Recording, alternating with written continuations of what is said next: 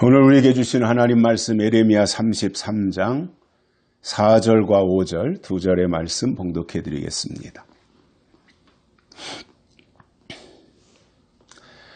이스라엘의 하나님 여호와가 말하노라. 우리가 이 성읍의 가옥과 유다 왕궁을 헐어서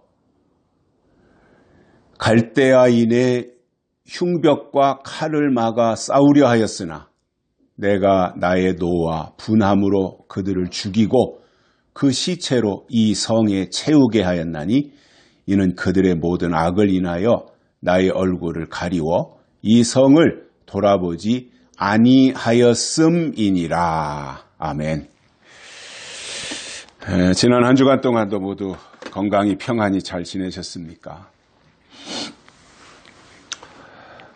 아기가 이 세상에 태어나면 먹고 자고를 반복하면서 사실상 잠을 자는 게 일입니다. 그래서 아기는 태어나면 하루에 20시간을 잔다고 합니다. 그러니까 하루 24시간 중에서 20시간을 자면 거의 자는 일을 하는 거죠. 그러다가 조금씩 자라면서 이제 점점 잠이 줄어들고요. 그리고 나이가 들면 호르몬에 의해서 수면 패턴이 완전히 바뀌어가지고 잠이 점점 줄어든다고 합니다. 제가 젊었을 때는 나이가 들면 잠이 없어진다라고 어르신들이 말씀을 하실 때 왜 그런지 몰랐어요. 그리고 실제로 잠이 줄어드는 건지 몰랐어요. 그런데 제가 그 처지가 되니까 이래서 잠이 점점 줄어드는구나. 그래서 저희 경우도 보면 어렸을 때는 아침에 일찍 일어나는 게 힘들었어요. 그런데 나이가 드니까 아침에 일찍 일어나는 건 아무 상관이 없는데 밤에 자다가 깨면 다시 잠드는 것이 여의치가 않습니다. 과학자들은 그리고 의사들은 하루에 7시간에서 8시간을 잠을 자야 호르몬 균형이 맞고 건강에도 좋다고 하는데 하루에 7시간 이상을 자본 적이 언제인지 기억도 나지 않습니다. 30, 40대까지만 해도 밤새 철야 기도를 하고 산기도를 하고 내려와서 아침에 잠깐 눈을 붙이면 그 다음날 생활하는데 불편함이나 지장이 거의 없었지만 지금은 조금이라도 리듬이 깨지면 굉장히 그 다음날 영향이 많이 가는 것을 경험을 해봅니다. 이 잠이라고 하는 것이 아무것도 아닌 것 같은데 건강과도 직결되고 집중력을 높이는 것도 잠하고 관련이 있습니다. 잠을 못 자면 집중이 전혀 되지 않습니다. 그래서 우리가 살아가는 데 있어서 삶의 질을 좌우하는 것이 바로 이 잠이라고 하는 것입니다. 성경에도 보면 하나님이 사랑하시는 자에게는 잠을 주신다고 하였으니 밤에 침대에서 주무시는 단잠이 우리의 삶을 더욱더 이롭게 하고 건강하게 하면 좋겠습니다. 오늘 읽어드린 이 본문 4절에 보면 나오는 말씀이 갈대아인이 나오죠. 갈대아인. 이 갈대아인이 바벨론 사람을 말합니다. 바벨론 사람들을 다른 말로 갈대아인이다 이렇게 표현을 성경에서 하고 있는데 왜냐하면 옛날에 바벨론 남부 지역에 살던 갈대아 민족들이 있었어요. 그 민족들이 바벨론 제국을 세우는 데 있어서 핵심적인 역할을 한 사람들이에요.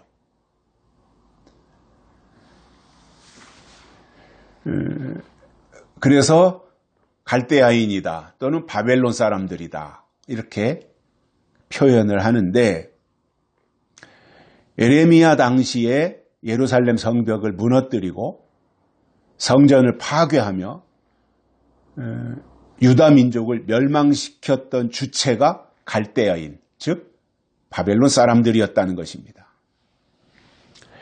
역사적인 배경도 살펴보면 그 당시에 바벨론 군대가 예루살렘을 쳐들어와서 예루살렘 성벽을 다 포위했습니다. 그러니 성 안에 있는 사람들이 할 수 있는 게 없잖아요. 밖에 나갈 수도 없고. 그러니까 궁여지책으로 이 성을 지키겠다고 하는 그러한 마음을 가지고 안간힘을 쓰는 거예요. 그러나 뭐 무기가 있습니까? 제대로 싸우는 훈련을 했습니까? 전술이 있습니까? 전략이 있습니까? 할 수 있는 건 없잖아요. 그럼에도 발버둥을 치면서 성 안에 있는 자기들 집, 그리고 왕궁까지 허물어 가지고 그 자재로 거기에서 나온 뭐 막대기니 이런 것으로 방어시설을 만들고 저항을 한 거예요. 그러나 이미 하나님이 예루살렘 성을 멸망하기로 작정하셨는데, 하나님이 이미 작정하신 일인데 그게 쉽게 변경이 되겠습니까? 변동할 수 있겠습니까? 그리고 아무리 유다 백성들이 몸부림친들 이미 기울어버린 하나님의 심판을 막아낼 수 있었겠냐는 거예요. 아무리 성벽을 허물어서 그 안에 어떤 자재들을 갖다가 해본들 하나님의 작정하신 심판을 막을 수 있겠느냐는 거지요. 그래서 바벨론은 우상을 숭배한 유다를 심판하기 위해 하나님이 보내신 세력이었던 거예요. 오늘은 하나님이 예루살렘 성을 어떻게 심판하셨는지 세 가지를 깨닫고 은혜를 받겠습니다. 첫째로 진노로 심판하셨습니다. 하나님이 진노하셨단 말입니다. 세상에서도 보면 대노한다 이런 표현이 나오죠. 대노한다. 아무개가 대노했다. 즉 머리끝까지 화가 치밀어 올랐다라고 하는 의미가 될 겁니다. 대노했다고 하는 것이. 그런데 이유 없이 대노하겠어요? 세상에서도 누군가가 크게 노할 때는 그만한 이유가 있지 않겠어요? 아무런 이유 없이 화를 버럭버럭 내고 고래고래 소리를 지른다면 그는 제정신이 아닐 거예요. 마찬가지로 하나님이 진노하실 때도 그럴 만한 이유가 있어요. 창세기에 보면 노아의 홍수 이후에 사람들이 바벨탑을 쌓아요. 하나님께 도전하는 거지요. 하나님의 권위에 도전하는 거지요. 바벨탑을 쌓아서 자기들도 하나님처럼 한번 높아져 보자. 이러한 생각을 가지고 바벨탑을 쌓을 때 하나님이 그들을 진노하셨고 심판하셨어요. 그리고 언어가 다 흩어졌고요. 각각이 다 다른 언어를 쓰게 되는 거죠. 그러니까 뭐 바벨탑 건축이 됐겠습니까? 물을 올려보내라고 하면 그전에는 하나의 언어였으니까 에덴 동산 이후로 바벨탑 전까지는 하나의 언어였지 않겠어요? 물을 올려보내라 그러면은 물을 올려보내고 벽돌을 올려보내라 그러면 벽돌을 올려보내고 그런데 언어가 다 달라지니까 작업이 안 되는 거죠. 말이 통해야 뭐를 할 거 아니에요. 말이 안 통하는데 무슨 일을 할 수가 있었겠어요. 그러니까 그때부터 헤매기 시작했고 그로 인해서 하나님은 진노하시고 그들을 심판하셨는데 그 이유가 뭐였냐면 하나님을 향해 도전한 것과 하나님이 주신 말씀을 거역했기 때문입니다. 에레미야 때 와서 하나님이 다시 진노하시는데 진노의 방법은 바벨론을 보내신 거예요. 그리고 예루살렘을 쑥대밭으로 만들어 버리신 겁니다. 그런데 이 사람들을 보면 지금도 똑같다고 보거든요. 저는 사랑의 하나님은 잘 알아요. 사랑의 하나님, 긍휼의 하나님, 인자하신 하나님, 용서하시는 하나님, 자기들한테 유리한 것은 너무나 잘 알아요. 그런데 진노하시는 심판의 하나님에 대해서는 별로 관심을 갖지 않습니다. 하나님은 사랑의 하나님일 뿐만 아니라 공의의 하나님이시라고 하잖아요. 그러니까 결국은 사랑과 공의, 하나님 안에는 이 두 가지 속성이 똑같이 자리 잡고 있다는 거예요. 그 사랑을 강조하는 것만큼 공의, 심판하시는 하나님도 강조해야 되는데 사랑은 굉장히 많이 강조하는데 공의, 심판에 대해서는 거의 말하지 않고 있거든요. 그런데 제가 볼 때는 사랑의 하나님보다는 사실상 심판의 하나님, 공의의 하나님이 훨씬 더 중요해요. 계시록 11장 18절에 보시면 이방들이 분노하며 주의 진노가 임하여 죽은 자를 심판하시며 또 땅을 망하게 하는 자들을 멸망시키실 때로소이다 하더라. 이런 말씀이 나와요. 계시록에도 하나님의 진노가 나온단 말입니다.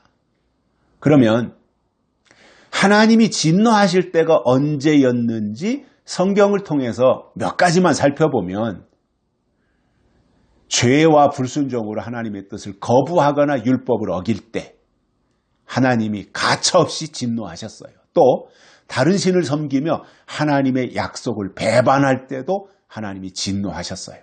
그리고 불의와 악행을 행할 때 하나님의 진노가 나타났습니다. 결국 하나님이 진노하신 이유를 보면 죄와 불의 그리고 하나님의 언약을 깨뜨린 것에 대한 반응이며 그에 따른 결과도 따라오는데 하나님의 언약을 깨뜨린 것으로 인해서 그 결과는 심판과 파멸이고 하나님과의 교제가 끊어지는 것으로 나타난 것을 우리가 성경을 통해서 볼 수 있습니다. 아이가 이 세상에 태어나면 어렸을 때는 부모가 다 보살펴주고 다 챙겨주고 다 먹여주고 다 입혀주고 다 씻어주고 부모가 다 알아서 해줍니다. 그러나 좀 크면 스스로 해야 되는 것들이 있잖아요. 더군다나 좀 아이가 크면 다 부모가 알아서 해주고 챙겨주던 그 차원에서 벗어나서 당연히 사랑도 하지만 그 아이가 말썽을 부리거나 잘못을 했을 때는 혼내기도 하고 벌을 주기도 하는 거예요. 이게 부모가 아이를 양육하는 여러 요소 가운데 들어가 있는 거잖아요. 훈계도 하잖아요. 훈육도 하잖아요. 저는 하나님을 이해하는 데 있어서 부모의 마음을 통해서 하나님을 많이 이해하려고 노력을 하거든요. 왜냐하면 하나님도 아버지라 그랬으니까 부모의 마음과 대동소이하지 않겠는가. 그래서 하나님도 똑같이 신앙의 단계가 어렸을 때, 즉 이제 교회에 첫 발을 내디디고 신앙생활을 처음 시작했을 때는 사랑만 해주시는 거예요. 그러나 신앙의 연조가 쌓이고 뭔가 하나님이 그에게 사명을 주신다든가 어떠한 역할을 해야 할 때 또 신앙의 연조가 쌓이고 좀 신앙이 자라났을 때 그때부터는 교훈도 하시고 책망도 하시며 체벌도 하시고 작지만 그때그때 그 결과에 따른 심판도 하시는 거예요. 그래서 우리가 신앙생활을 하면서 하나님의 진노를 잘 알아야 됩니다.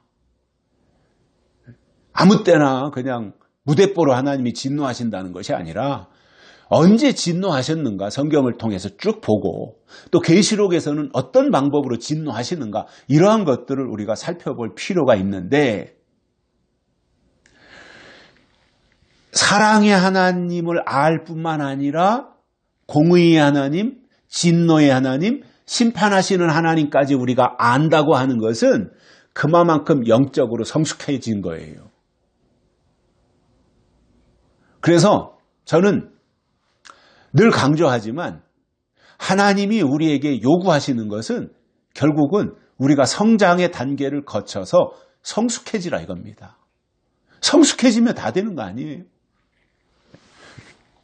어렸을 때는 알아서 다 챙겨주지만 어렸을 때는 부모가 다 챙겨주지만 크면 알아서 다 해야 되는 거예요. 자기가.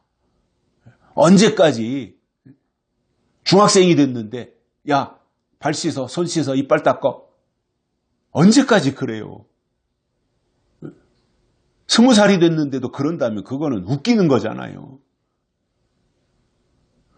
부모가 개입해서 관여할 때가 있고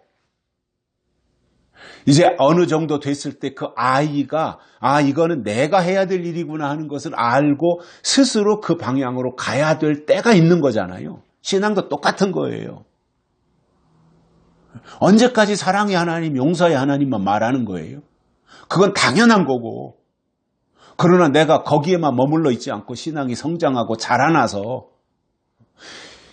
공의의 하나님, 심판의 하나님도 알고 거기에 맞도록 대책을 세우고 대비해 가는 것, 그것도 필요하다는 거죠.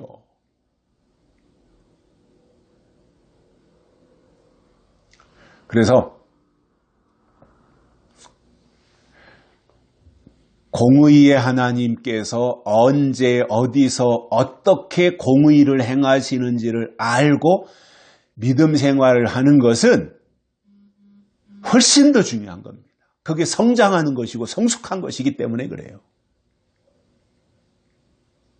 두 번째로는 하나님이 예레미야에게 이렇게 말씀하셨어요. 그들을 죽여 그 시체로 성을 채우심으로 심판하셨다 이렇게 말씀하시는 거예요. 그런데 이게 사실상 얼마나 끔찍한 일이에요. 어렸을 때는 잘 몰랐는데 요즘 들어서 이렇게 돌이켜보면 어느 나라에 전쟁이 일어났다 그러면 안타까운 마음이 먼저 들더라고요. 꼭 저 방법밖에 없었을까. 그런데 그게 그냥 융단 폭격을 하는데 요즘에 전쟁이라고 하는 것이 공중에서 비행기가 가서 막 융단 폭격을 하고 쑥대밭으로 만들어 놓고 그러면 아이들도 죽고 여자들도 죽고 이게 굉장히 그 나라 자체가 어렵잖아요. 그렇기 때문에 이게 전쟁 소식을 들으면 참 안타깝고 뭔가 좀 마음이 편안하지 않더라고요. 물론 지금 미국이 이란을 공격한 것은 공격한 미국의 잘못이라기보다는 끊임없이 미국이 이란을 향해서 핵무기를 포기하기 위해서 대화의 장으로 나와라 3번 4번 이렇게 계속 요구를 했는데 그거에 대해서 끄떡도 하지 않고 하니까 어쩔 수 없이 미국에서 이제 공격을 한 것이라고 저는 이해를 하고 있는데 이유에 어찌 됐든 전쟁을 통해서 애매하게 목숨을 잃는 사람들은 참으로 억울하기도 할 거고요. 정권이 잘못해서 백성들이 목숨을 잃는 이것은 참으로 안타까운 현실이다. 나름대로 그런 생각을 하게 되는데 오늘 말씀에서도 그들을 죽여서 그들의 시체로 성을 채우시고 그것이 심판이라고 이렇게 말씀하는 것을 볼 때 얼마나 잔인한 말입니까? 하나님이 이토록 잔인하시단 말입니까? 사랑의 하나님, 은혜의 하나님, 자비하신 하나님이 이다지도 잔인하실 수 있냐 말이에요. 그런데 하나님이 이렇게 하실 수밖에 없는 배경과 이유가 있지 않았겠어요?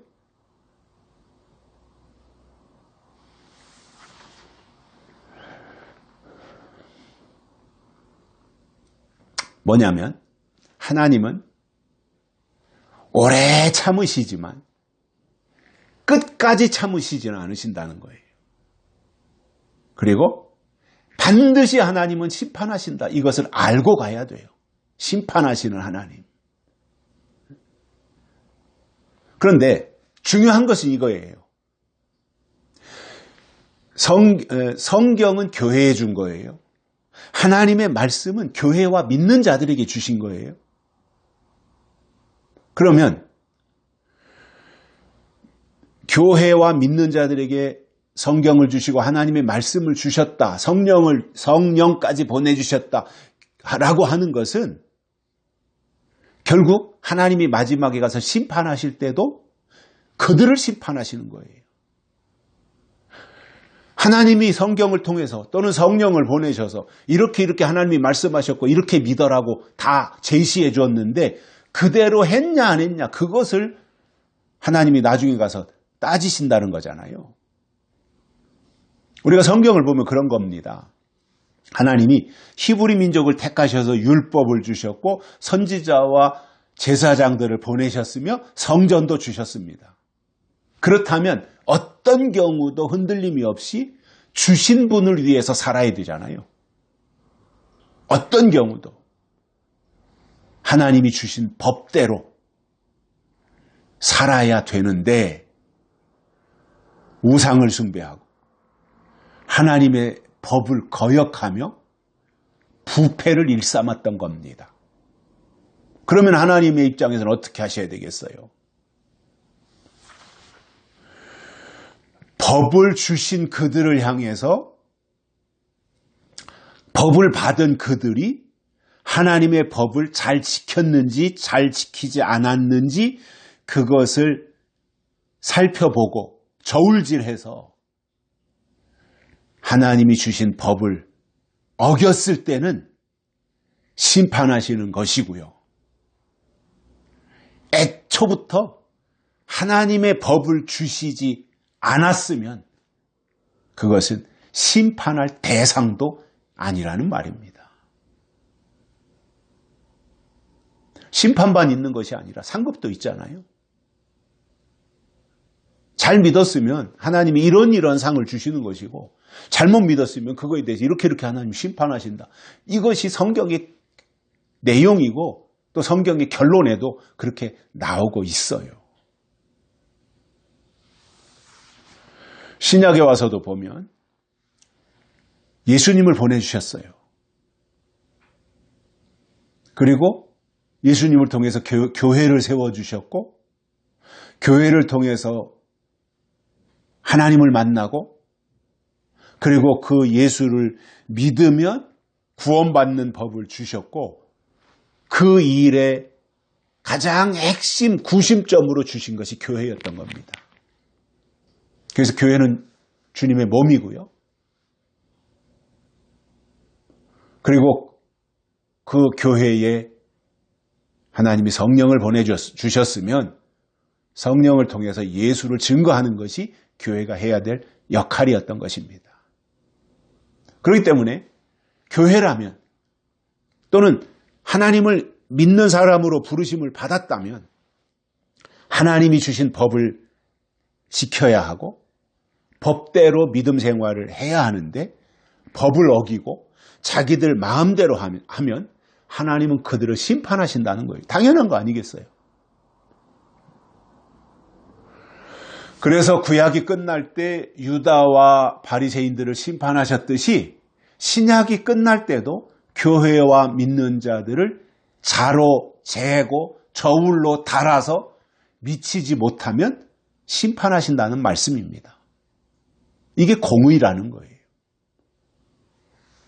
그런 의미에서 저는 교회 심판이고 믿는 자 심판이다.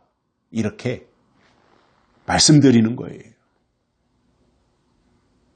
예레미야 25장 29절에 보시면 보라 내 이름으로 일컬음을 받는 성에서부터 재앙 내리기를 시작하였은즉 너희가 어찌 능히 형벌을 면할 수 있느냐 면치 못하리니 이는 내가 칼을 불러 세상의 모든 거민을 칠 것임이니라 하셨다 하라 이렇게 말씀하고 있어요. 내 이름으로 일컬음을 받는 성에서부터 재앙 내리기를 시작한다 이겁니다. 베드로전서 4장 17절에서는 하나님 집에서 심판을 시작할 때가 되었나니 만일 우리가 먼저 하면 하나님의 복음을 순종치 않은 자들의 마지막이 어떠하며 이렇게 베드로가 설명을 했습니다. 하나님의 이름으로 일컬음을 받는 성에서 그리고 하나님의 집에서 교회에서 심판을 시작한다 이겁니다.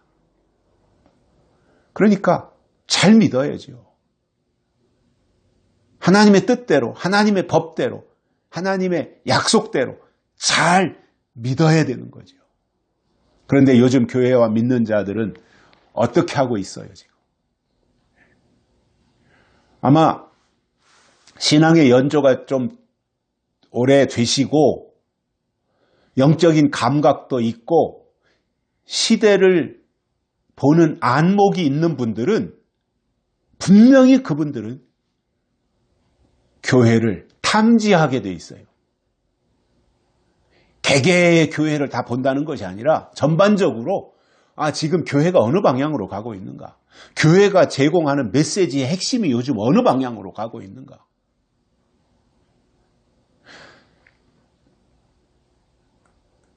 그것을 보면서 지금 교회가 잘못된 방향으로 가고 있구나. 아니면 좀 교회가 미달되는구나. 수준이, 함량이 미달되고 있구나. 이런 것들을 생각하면서 안타까워하고 이러한 마음가짐이 저는 교회 안에서 신앙의 연조와 뿌리가 있고 나름대로 하나님을 겨냥해서 신앙생활을 올바로 하시는 분들이 반드시 가져야 될 영적인 자세라고 생각을 해요. 그렇다고 해서 무조건 교회를 비판하자는 얘기가 아닙니다. 교회를 향해서 무조건 손가락질 하자는 얘기가 아닙니다. 안타까워해야지요. 그러나 분명한 어떠한 하나님의 뜻에서 이탈된 부분들이 있다면 그거에 대해서는 발견해서 말할 수 있어야 되지 않겠어요? 뭐가 뭔지도 모르고 그냥 갈 것이 아니라 잘한 부분에 대해서는 잘했다고 하고 잘못된 부분들에 대해서는 잘못한 것에 대해서 지적을 하고 세례 요한이라고 하는 사람이 그런 사람 아니었어요. 시대가 바뀔 때 구약이 끝나고 신약으로 올 때 예수님보다 먼저 나타나가지고 광야에서 약대 털옷을 입고 메뚜기와 석청을 먹으면서 내 뒤에 오실 분이 누구인지 말하면서 회개하라 천국이 가까웠느니라 했잖아요. 그때 당시에 유대인들이나 바리새인들이 세례 요한의 설교를 얼마나 듣기 싫어했겠어요. 그러나 그게 세례 요한의 말이 진짜 옳은 말이고 하나님의 뜻이었단 말입니다.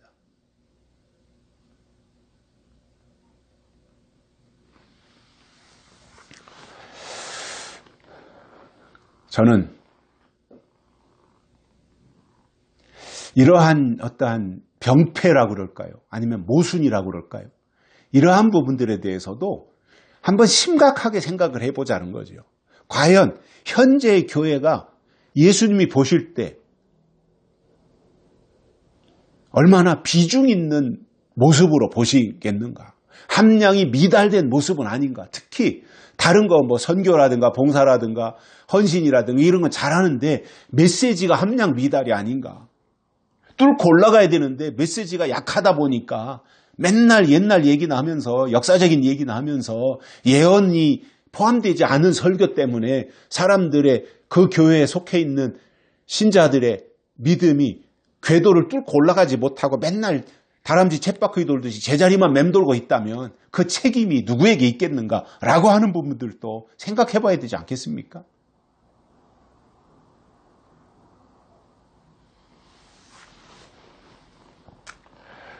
그런데 저는 좀 안타까운 마음을 가지고 있는 것이 뭐냐면 이런 생각을 가지고 있어요. 교회 다니면 다 구원받고 주여 주여 하면 다 믿음이며 내가 이제 예수 믿기로 하고 교회에 가서 이제 등록카드를 적어가지고 등록카드를 교회에다가 제출하는 순간 그는 천국 백성이 된다. 이 부분은 저는 신학적으로 굉장히 검토할 부분이다 그렇게 생각을 합니다. 물론 새로 온 사람을 이렇게 좀 격려하고 새로운 사람이 빨리 그 교회 공동체에 적응할 수 있도록 하기 위하여 그 사람의 입장에서 그렇게 말했다 이해를 해요. 그렇게. 그렇다면 그 교회 안에는 엊그저께 와서 등록카드를 제출한 사람도 있지만 10년, 20년, 30년 신앙생활한 사람도 있잖아요. 그들에게 맞는 오랫동안 신앙생활한 그들에게 맞는 메시지도 있어야 되잖아요. 그런데 맨날 왜 다 똑같습니까? 예수 믿으면 복받고 예수 믿으면 구원받고 일정 부분은 맞는 말이지만 그것을 좀 쪼개고 디테일하게 해서 하나님의 뜻이 이것이라고 하는 그 수준 높은 단단한 식물의 단계도 제공할 수 있어야 된다는 거죠. 저는 그 부분이 빈약한 거에 대한 지적을 하는 거예요.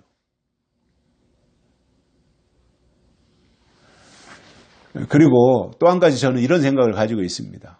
교회 다니면 다 믿음이고 교회 다니면 다 구원받고 다 천국 가고 그렇게 쉽게 되는 일이라면 저부터도 좋겠어요. 저부터도 다 쉽게 가고 그렇게 쉽게 되는 거라면 고생할 이유가 없죠. 그냥 성경 대충 한 구절 읽고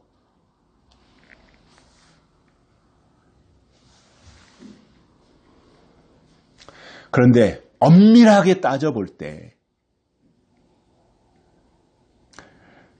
예수 믿으면 구원받고 예수 믿으면 천국 가고 이런 가장 기본적인 말만 10년, 20년, 30년 동안 똑같이 맨날 그 말만 반복하고 있다고 하는 것은 믿음을 모른다는 말이에요. 성경이 말하는 진짜 믿음이 뭐냐면 하나님이 주신 약속을 믿는 거예요. 다시 말하면 하나님이 이 시대의 교회와 믿는 자들에게 주신 약속이 있어야 그때 드디어 믿음이 성립된다는 말이에요.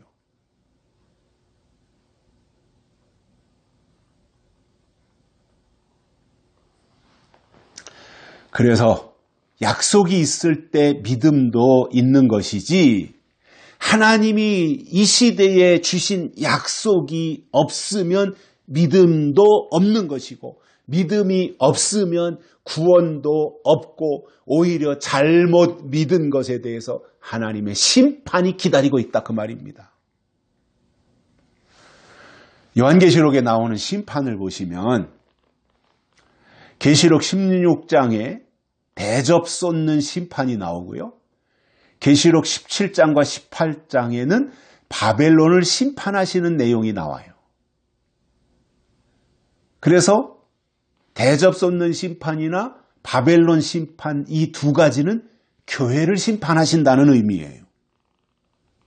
그리고 계시록 20장에 나오는 백보좌 심판이 있어요. 이거는 한참 후에 예수님이 재림하시고 천년왕국이 지나고 나서 있을 백보좌 심판인데 그때는 모든 인류가 하나님 앞에 서서 행위대로 최종 심판을 받는 그것을 말하는 거예요. 오늘 본문에 그들을 죽여 그 시체로 성을 채우라 이렇게 하셨는데 이것을 계시록에 가서 보니 계시록에는 놀랍게도 죽는 얘기가 많이 나와요. 놀랍게도.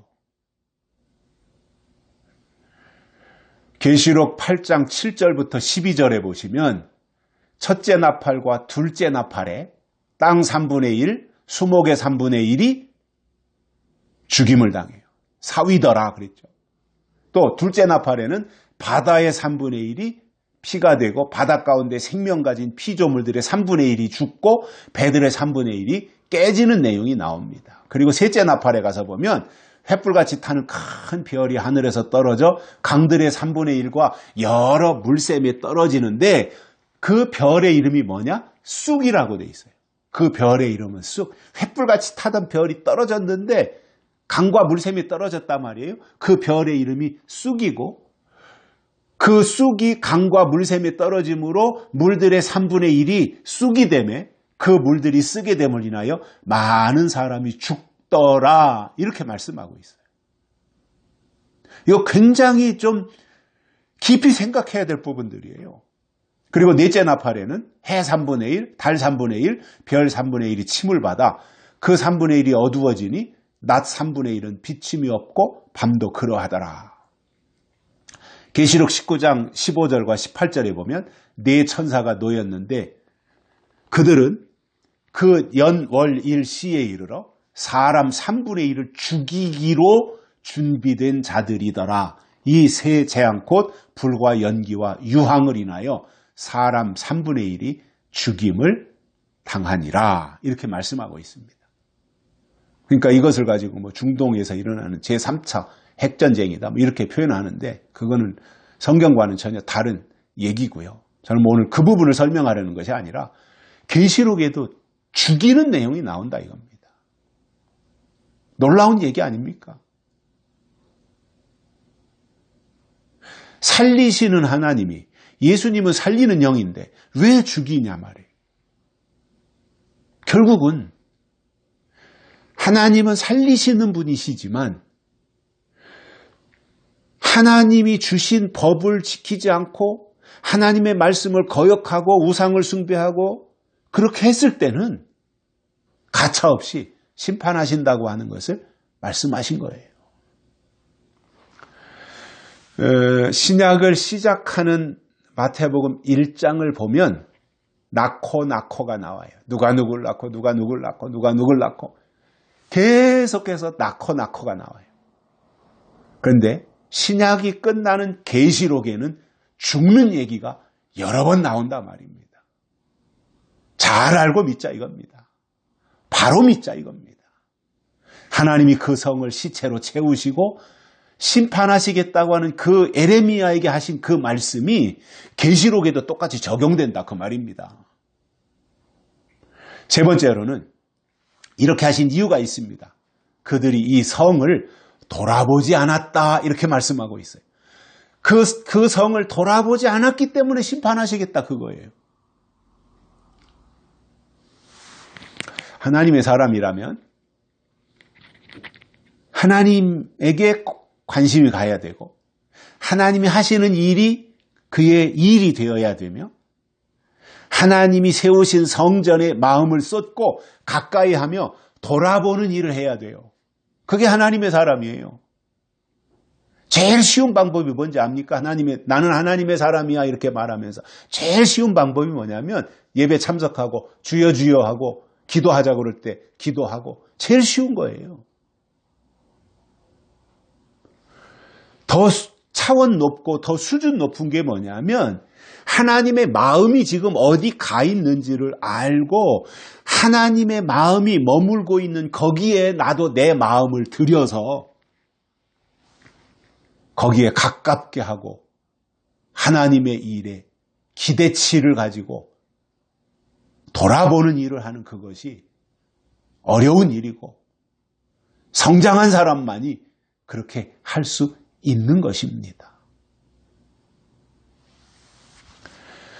이스라엘 백성들이 애굽에서 430년 동안 종살이를 하다가 모세 때 드디어 출애굽을 하고 광야에 나왔는데 광야에서 생긴 새로운 시스템이 하나 있었어요.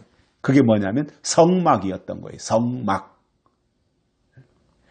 애굽에서 탈출해가지고 홍해를 건너고 광야에 나와서 어느 시점에서 그들에게 하나님이 성막을 주셨어요. 그때가 언제였느냐 하면 모세를 따라서 홍해를 건넌 이후에 시내산 밑에 도착을 해요. 시내산. 그러니까 출애굽한 홍해를 건너서 광야에 나온 히브리 민족이 4개의 광야를 거치잖아요. 수르광야, 신광야, 시내광야, 바란광야. 4개의 광야를 거치잖아요. 그 세 번째가 시내광야예요. 시내광야. 거기서 하나님이 모세를 시내산으로 부르시잖아요. 그리고 40일 금식 기도를 한 이후에 율법을 받아가지고 내려옵니다. 그리고 나서 하나님이 모세에게 성막을 만들도록 지시하신 거예요. 그래서 성막은 하나님이 만들어주신 거예요. 그리고 거기에 머물러 있으면서 시내 광야에서 약 1년 동안 성막을 제작했습니다. 출애굽기에 보면 성막의 재료가 뭐고 뭐 어떻게 만들어야 되고 규격은 어떻게 되고 이제 그런 내용들이 출애굽기 25장 이하에 쭉 나오는데 그 1년 동안 만들고 출애굽 이게 1년이 지난 이후에 그것을 이제 봉헌을 합니다. 1년이 지난 이후에 성막을 다 만들어 가지고 봉헌을 합니다. 그러면 성막의 역할이 뭐였냐면 광야 생활을 하는 동안 하나님의 임재하심을 상징적으로 나타내 줬던 거예요.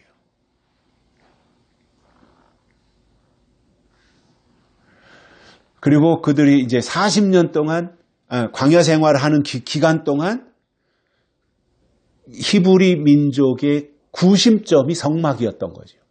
그래서 성막을 하나 이렇게 만든 것을 이동해서 머무를 때는 이제 성막부터 거기다가 텐트니까 천막이니까 그것을 천막을 치면 동서남북 이게 직사각형으로 된 성막이니까 동서남북 사방에 세 지파씩 12지파가 배치가 되는 거예요. 동쪽에는 어느 지파, 서쪽에는 무슨 남쪽, 북쪽 어느 지파 이렇게 해가지고 다 이제 세 개 지파가 성막을 중심으로 해서 딱 진지를 치고 생활하는 거죠. 그러니까 히브리 민족의 가장 구심점이 성막이었던 거예요. 그리고 가나안 땅에 들어간 뒤에도 성막은 실로에 세워집니다. 실로라고 하는 지역에 성막이 세워져서 약 450년 동안 신앙의 중심이 되었던 것입니다. 이 성막이 중요한 이유는 그 성막 안에 하나님이 주신 법궤가 있었기 때문이에요. 법궤. 즉 성막 안에 법궤가 있다고 하는 것은 하나님의 임재를 상징하는 거였어요. 거기 하나님이 계시다 그거였던 거죠. 그 후로 솔로몬 때에 이르러 건물 성전을 완성했고 그것이 유다 민족의 가장 큰 자랑거리가 되었으며 성전 안에는 하나님이 계시다 이것이 상징처럼 되었던 거예요.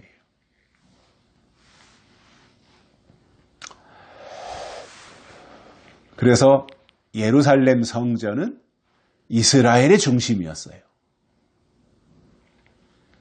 이스라엘은 지구의 중심이었어요.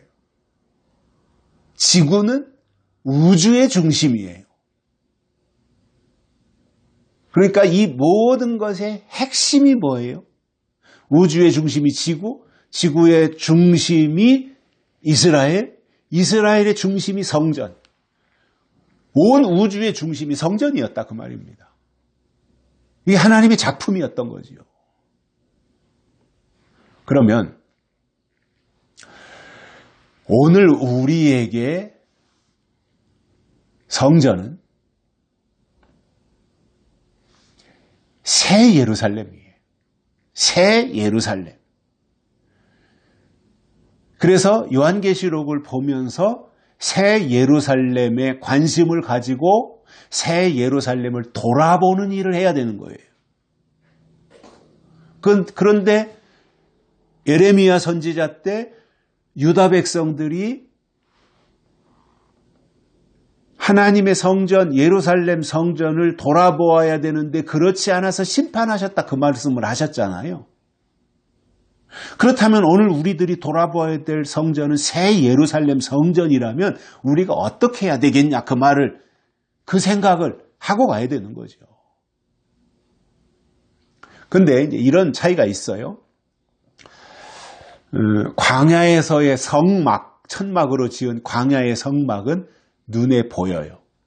또 솔로몬 때 지은 건물 성전도 웅장한 건물이다 보니까 눈에 보이고 만질 수도 있는 형체를 갖추고 있어요. 성막도 그렇고 성전도 그렇고.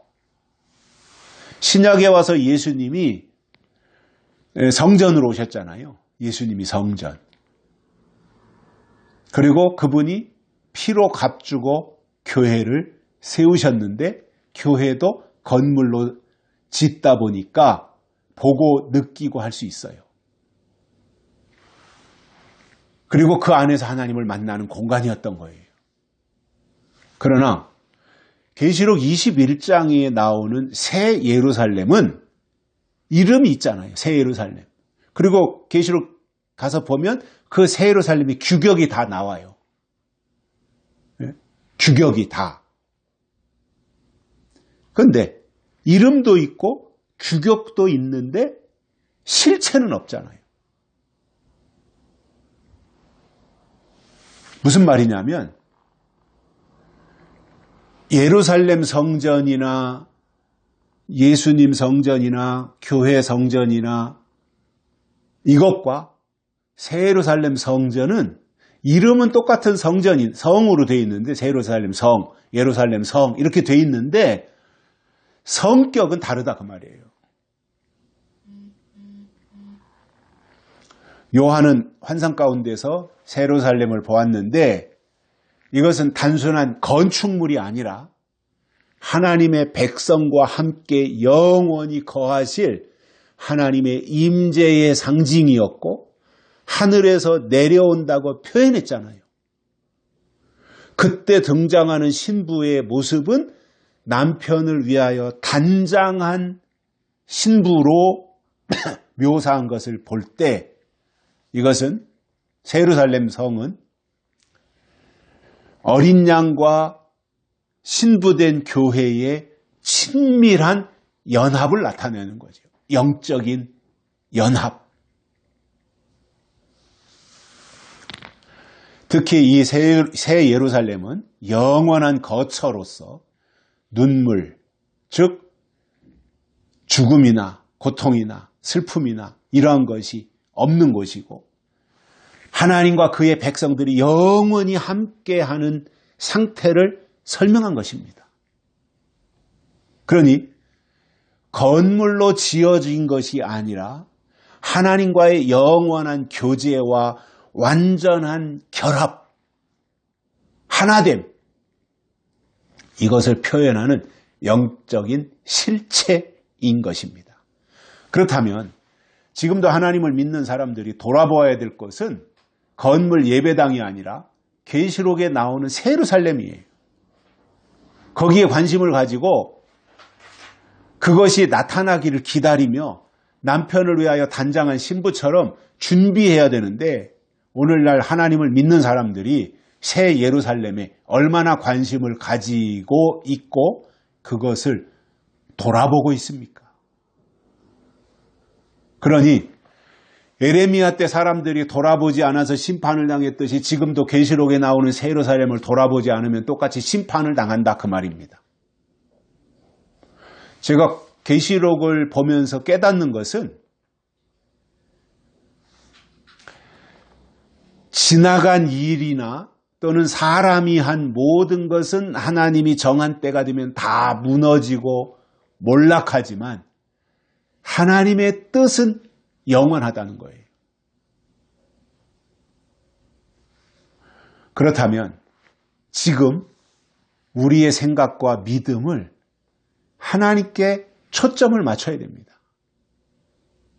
그리고 언제나 하나님이 기준이 되어야 됩니다. 특히 주일마다 강단에서 설교를 하시는 분들은 그 시간이 자기 말을 하는 시간이 아니라 하나님의 말씀을 증거하는 시간이잖아요. 사람들이 하나님의 말씀을 듣기 위해서 그 자리에 모였잖아요. 그렇다면 하나님이 무엇을 말씀하려고 하시는지 그것을 알기 위해서 말씀을 먼저 묵상해야 되고 그 본문 속에 담겨진 하나님의 뜻이 무엇인지 작은 것 하나라도 깨닫고 강단에서 증거해야 그것이 하나님의 말씀이 되는 거예요. 오래전에 들은 얘기인데 우리나라에서 아마 5손가락 안에 들 거예요. 10손가락, 충분히 10손가락 안에 들고 글쎄요. 한 5손가락 안에도 들을 것 같은데 그 교회가 그야말로 대형 교회죠. 교회가 크다 보면 부목사들도 수십 명이나 되는데 그 중에는 뭐 행정부는 행정부목사, 뭐 교구마다 교구의 부목사들이 쫙 질비하게 있는데 어떤 부목사는 그 부목사는 하는 일이 딱 한 가지래요. 그 교회에서 신방도 안 하고 그 하는 일이 뭐냐? 담임 목사가 주일날 설교할 내용을 찾아서 정리해가지고 설교를 다 만들어주면 그것을 가지고 당회장은 주일날 설교한다는 거예요. 저는 그게 사실인지 아닌지는 몰라요. 그 교회에 계셨던 분한테 저는 들은 이야기예요. 그런데 그게 진짜로 사실이라면 그거는 설교는 될지 모르지만 하나님의 말씀은 아닌 거예요. 제가 이렇게 구분합니다. 설교와 하나님의 말씀은 다른 거예요.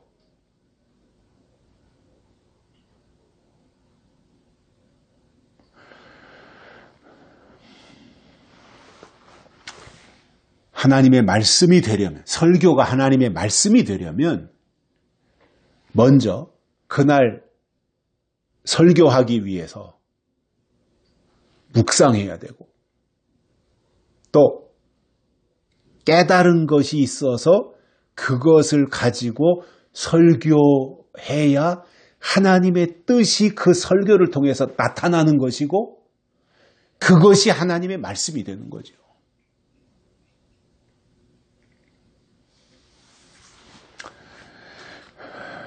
큰 교회 목사님들은 워낙 바쁘다 보니까 어쩌다 한두 번 그러는 것이라면 그거 이해 못할 사람이 어디 있어요. 그런데 매주 똑같이 한 주간의 일과가 월요일부터 토요일까지 회의다, 행사다, 모임이다, 결혼식이다, 장례식이다, 백일이다, 돌이다 이런 거 다 쫓아다니고 신방하고 다 필요한 것이긴 하지만 우선순위에 있어서는 아니라는 거예요. 저는 우선순위를 말씀드리는 거예요. 그것을 다 챙기면서 나름대로 자기 골방에서 묵상하고 또 하나님의 뜻을 깨닫기 위한 시간이 있다면 저는 상관없다고 생각합니다. 그러나 그렇게 될 수 있습니까? 그렇게 할 수 있다면 그건 초인간이죠. 그게 안 되거든요. 그리고 생각이 분산되면 될 수가 없는 거예요. 그런데 이렇게 분주하게 일주일 동안을 보내다가 주일이 되니까 매번 똑같이 베껴가지고 강단에서 설교를 한다면 그것은 성도들을 기만하는 것이고 설교의 기술자는 될지 모르지만 하나님의 말씀은 아닌 겁니다. 저희 아버지께서도 그 전에 저에게 그 말씀을 자주 해주셨는데 묵상을 많이 해야 된다. 야, 묵상을 많이 해야 된다. 그 말씀을 하셨고 저희 아버지는 실제로 성경도 많이 읽으셨지만 묵상을 많이 하신 분이에요. 새벽에 3시 반, 4시가 되면 벌써 일어나셔서 교회로 가셔서 엎드려서 기도하시면서 묵상을 하시고 제가 30대 초반에 크리스찬 신문을 구독했었는데 그때 그 유명하신 김진홍 목사님이 쓰신 칼럼을 읽었어요. 그 제목과 내용이 지금도 기억에 남아 있어요. 제가 워낙 인상 깊게 읽었기 때문에 그 제목은 남아 있는데 그 제목이 뭐였냐면 바쁜 목사, 나쁜 목사였어요. 바쁜 목사는 나쁜 목사다. 그 내용이 뭐냐? 목사가 왜 바쁠 이유가 뭐냐는 거예요.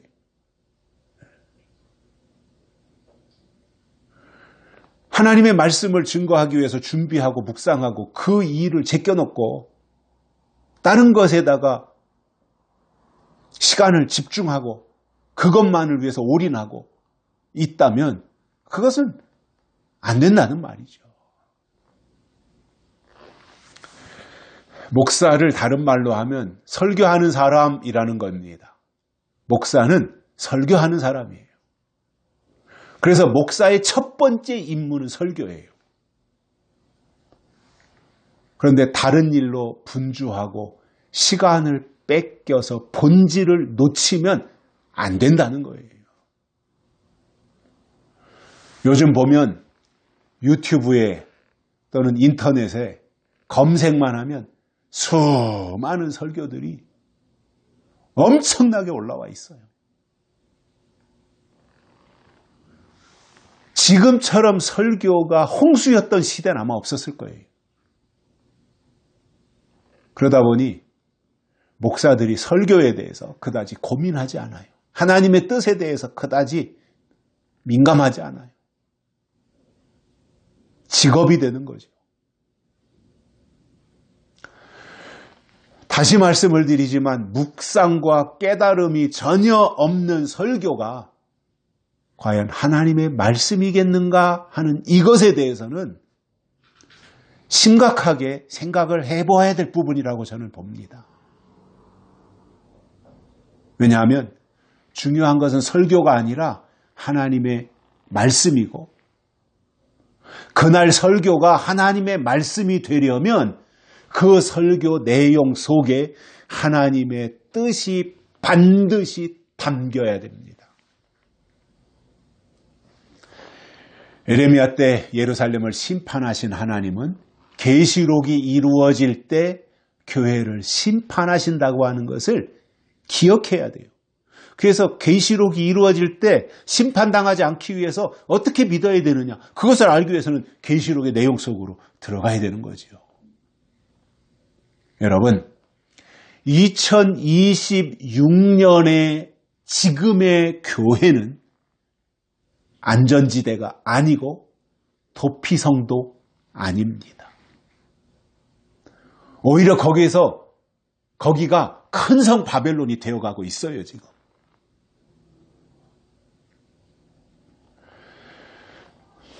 결론으로 오늘 말씀을 통해서 예루살렘 성을 심판하신 방법을 보면서 계시록에 나와 있는 심판의 내용과 방법이 뭔지를 알고 믿음 생활을 하자는 거예요. 저는 이상한 일 하자고 하지 않습니다. 비난하기 위한 비판도 필요 없습니다. 건전한 비판이야 할 수 있지만 누군가를 비난하기 위해서는 필요가 없는 거죠. 다만 지금이라도 골문 부분을 짜내고 수술을 해서라도 고쳐서 건강을 되찾고 원래의 하나님의 목적대로 가자, 그거예요. 하나님은 진노로 심판하시고 그들을 죽여 그 성을 채우심으로 심판하신다고 하는 것을 성경을 통해서 알고 하나님의 뜻과 하나님의 법대로 끝까지 믿음을 지켜내시기를 간절히 소망합니다. 기도하시겠습니다. 살아계신 하나님 아버지 감사합니다. 오늘 또 우리를 불러주시고 하나님의 말씀을 듣게 해주셔서 감사를 드립니다.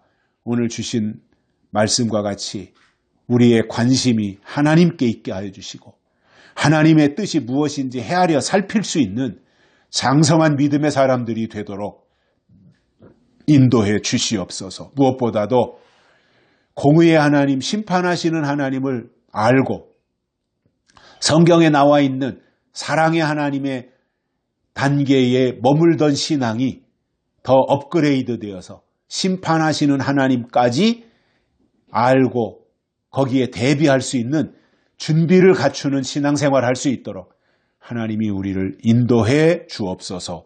다시 오실 예수님의 이름으로 간절히 기도드리옵나이다. 아멘.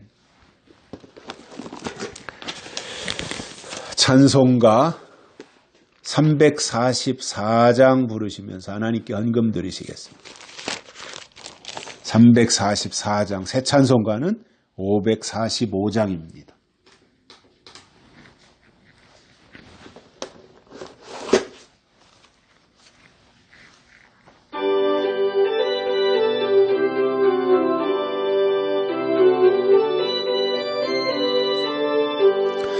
이 눈에 아무 증거 아니 배워도 믿음만을 가지고서 늘 걸으며 이 귀에 아무 소리 아니 들려도 하나님의 약속 위에 서리라. 걸어가세 믿음 위에 서서 나가세 의심 버리고 걸어가세 믿음 위에 서서 눈과 귀에 아무 증거 없어도 이